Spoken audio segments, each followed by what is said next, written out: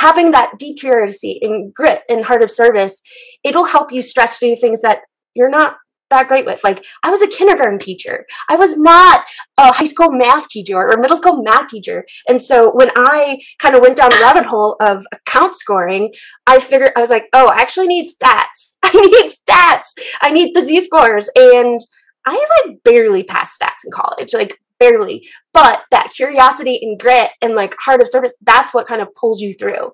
Yeah. Can I say one other just quick thing on that? Like, I couldn't agree more with Jackie's idea of like the heart of service and like just wanting to help. I think that was one of the more attractive things for me about getting into ops is like, I had a quota and a commission, and that was my laser focus for the month and the quarter. And then transitioning into, okay, I can kind of ease off of the number. And now my goal is like, how many people can I help quickly? And, so on.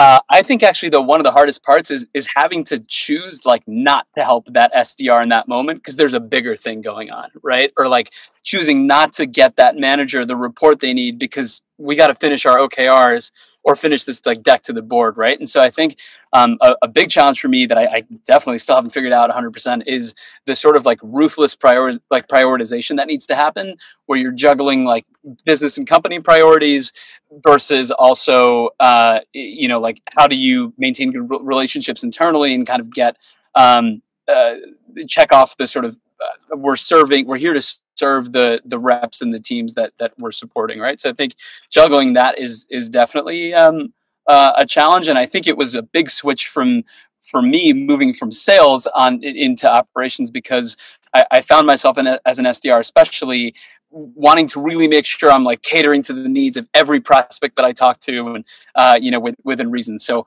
that was definitely a big shift.